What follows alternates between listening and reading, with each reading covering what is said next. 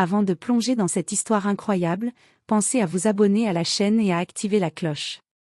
Ici, chaque récit a quelque chose à dire, et vous ne voudrez pas en manquer un seul. Le restaurant était luxueux, les lumières tamisées reflétaient l'éclat des couverts en argent. Le milliardaire, M. Harrison, sirotait son vin rouge en observant la salle avec un sourire satisfait. À sa table, un plat exquis venait d'être servi, un filet de bœuf accompagné de légumes délicatement préparés. Mais dans un coin sombre, un mendiant, visiblement pauvre et mal vêtu, scrutait la scène avec insistance. Ses yeux avaient quelque chose d'inquiétant, presque prémonitoire. Il se leva soudain, d'une voix tremblante mais ferme, cria. « Ne mange pas ça !» Tout le monde se retourna, surpris. Les convives chuchotaient, certains pensant à un simple fou, d'autres à une provocation. Harrison, irrité par l'interruption, fronça les sourcils et fit un geste de la main pour le faire taire. Mais le mendiant ne bougea pas. Il pointa son doigt vers le plat avec une détermination silencieuse. Son regard était chargé de peur et d'urgence. Harrison, sûr de lui, leva la fourchette et goûta le premier morceau de viande. Quelques secondes plus tard, son visage se crispa. La douleur monta rapidement, un goût métallique envahit sa bouche, et sa gorge brûlait. Les convives reculèrent, horrifiés. Il avait été empoisonné. Le mendiant s'approcha calmement et dit. « Je vous avais prévenu, vous ne voyez jamais ce qui est juste sous vos yeux. » Le personnel appela immédiatement les secours, mais Harrison réalisa trop tard que l'homme pauvre n'était pas un simple mendiant. Il connaissait ce genre de tactique et avait sans doute déjà vécu une injustice insupportable à cause de la cupidité de l'homme en costume. Harrison comprit alors la vérité, dans sa course à l'opulence et au pouvoir, il avait ignoré les avertissements de ceux qu'il méprisait. Et cette leçon venait de lui être donnée avec une précision mortelle. Le restaurant, le Céleste, était un écrin de luxe au cœur de la ville. Des lustres en cristal projetaient des éclats de lumière sur des nappes blanches impeccables, et le parfum des plats gastronomiques flottait dans l'air comme une promesse de plaisir. Assis à sa table, M. Harrison, milliardaire renommé pour ses affaires impitoyables et son orgueil légendaire, dégustait son dîner.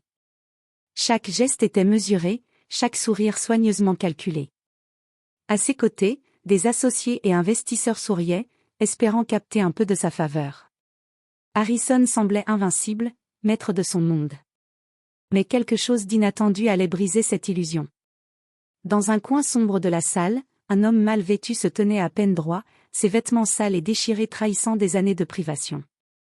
Ses yeux, d'un vert perçant, fixaient intensément Harrison. Il avançait à petits pas, hésitant, mais avec une détermination que rien ne pouvait arrêter. Quand le serveur posa le plat devant Harrison, le mendiant leva la voix, claire et urgente. « Ne mange pas ça !» Un silence glacial s'installa. Les clients se retournèrent, certains écarquillant les yeux, d'autres murmurant à voix basse, intrigués ou amusés. Harrison, surpris, fronça les sourcils. « Qu'est-ce que c'est que ça ?» lança-t-il, sa voix glaciale. « Faites sortir cet homme. » Mais le mendiant ne bougea pas. Il pointa le plat d'un geste tremblant mais catégorique, et sa voix résonna une dernière fois. « Ne mangez pas, vous le regretteriez. » Harrison rit, sûr de lui, un rire sec et cruel. Comment un homme qui mendiait sa nourriture pouvait-il oser le menacer? Sans tenir compte de l'avertissement, il leva sa fourchette, prêt à goûter son festin.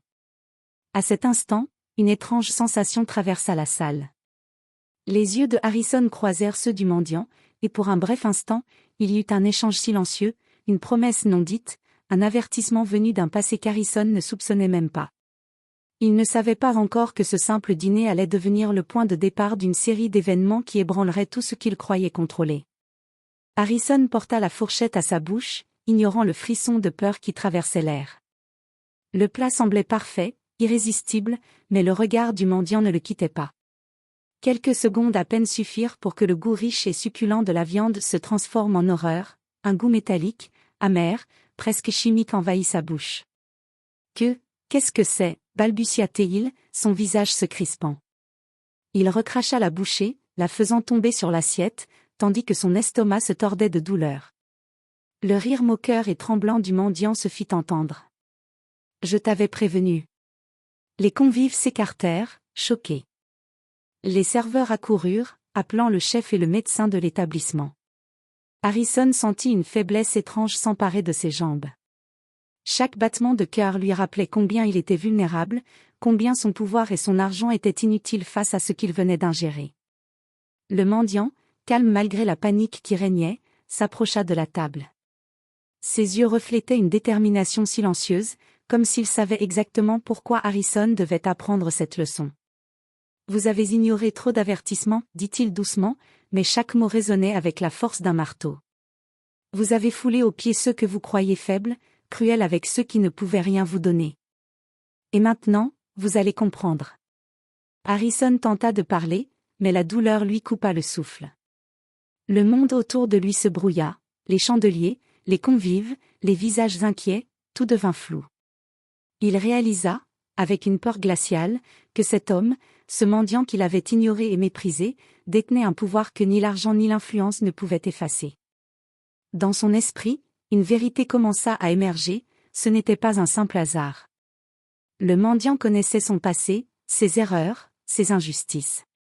Et ce dîner, qui devait être une démonstration de son pouvoir et de son contrôle, allait se transformer en un jugement impitoyable. Harrison comprit trop tard que l'avertissement n'était pas un caprice d'un pauvre homme. Il était la première note d'un châtiment qu'il n'avait jamais imaginé. Alors qu'Harrison se tordait de douleur sur sa chaise, incapable de comprendre comment un simple dîner avait pu tourner au cauchemar, le mendiant s'assit calmement en face de lui. Sa voix, ferme et calme, contrastait avec l'agitation autour d'eux. « Vous vous demandez qui je suis, n'est-ce pas ?» dit-il. Harrison, haletant, chercha des mots, mais aucun ne vint. La peur et l'incrédulité l'avaient rendu muet. Le mendiant poursuivit. « Il y a 5 ans, vous avez ruiné ma famille. Vous avez pris ce qui nous appartenait, ignoré nos appels à l'aide, et détruit nos vies, simplement pour votre profit. Vous avez cru que l'argent pouvait tout acheter. Mais il y a des choses que l'argent ne rachète pas. » Harrison sentit une vague de confusion et de rage l'envahir. Il voulait nier, contester, mais chaque mot du mendiant le frappait comme un coup de massue. Son passé, qu'il croyait enfoui sous des contrats et des comptes en banque, était revenu le hanter. « Ma femme et mon fils, vous les avez laissés sans rien, juste pour une décision d'affaires. Vous n'avez jamais imaginé que je survivrais, et que je reviendrais, » continua le mendiant. Ses yeux brillaient d'une intensité glaciale. Harrison tenta de se lever, mais la douleur et la faiblesse l'en empêchèrent. Il réalisa qu'il n'était plus le maître de la situation. Cette fois, il était à la merci de quelqu'un qu'il avait ignoré et méprisé. Le mendiant sortit alors une enveloppe de sa poche. Il la posa devant Harrison. À l'intérieur, des documents, des photos, des preuves irréfutables des injustices commises par Harrison, des preuves qu'aucune richesse ne pouvait effacer. Tout ce que vous avez ignoré, tout ce que vous avez détruit, maintenant vous le voyez. Et cette fois, vous ne pourrez pas l'acheter ou le cacher. Harrison sentit son monde s'écrouler. Le milliardaire invincible, qui avait cru pouvoir contrôler chaque situation, comprit pour la première fois ce que signifiait être impuissant face aux conséquences de ses actes. Le mendiant se leva, prêt à partir, mais pas avant de laisser tomber ses mots. « Vous avez eu votre chance, vous auriez pu écouter. Maintenant, vous allez apprendre la véritable valeur de ce que vous avez détruit. » La tension dans la salle était palpable. Les convives chuchotaient, certains émus, d'autres terrifiés. Harrison, tremblant et épuisé, sut qu'il n'avait plus aucun contrôle. Et le mendiant, silencieux mais déterminé, allait bientôt révéler la dernière pièce de ce puzzle. Le silence dans le restaurant était presque assourdissant.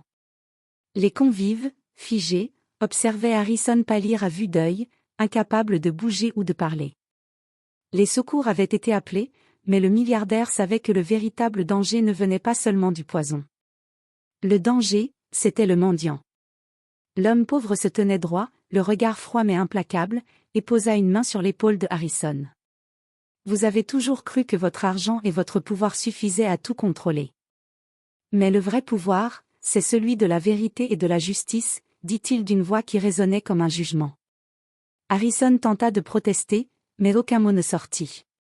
Chaque preuve, chaque photo, chaque document que le mendiant avait déposé devant lui s'imprimait dans son esprit. Il comprit, avec une horreur glaciale, qu'il ne pourrait pas échapper à ce qu'il avait fait. Les vies qu'il avait brisées, les familles détruites par son arrogance et sa cupidité, revenaient maintenant pour réclamer justice. Le mendiant se pencha et murmura. « Je n'ai jamais cherché la vengeance, juste l'équilibre. Vous avez ignoré trop longtemps ceux que vous avez blessés. Maintenant, vous allez comprendre ce que cela signifie de perdre ce que vous pensiez immuable. » Les convives reculaient, choqués. Les policiers et le personnel du restaurant arrivaient, mais ils ne pouvaient que constater l'état de Harrison, affaibli et tremblant. L'empoisonnement avait été léger, mais suffisant pour le rendre vulnérable. Le mendiant, lui, restait impassible, gardant le contrôle de la situation. Puis, calmement, il se tourna et déclara. « Et souvenez-vous, la vraie richesse ne se mesure pas en argent, mais en humanité, en respect et en justice. » Sans un bruit supplémentaire, il s'éloigna, disparaissant dans la nuit comme une ombre. Harrison, seul à sa table, comprit que sa vie venait de basculer. Il avait été confronté non seulement à la vengeance d'un homme qu'il avait méprisé, mais aussi à la vérité de ses propres actes. Les convives chuchotaient encore, certains tremblaient, d'autres avaient les larmes aux yeux. Harrison, autrefois maître du monde, n'était plus qu'un homme brisé, conscient pour la première fois que le pouvoir et l'argent ne pouvaient pas réparer tout le mal qu'il avait causé. Et dans l'ombre de la ville, le mendiant reprenait sa marche, silencieux, mais satisfait, justice avait été rendue.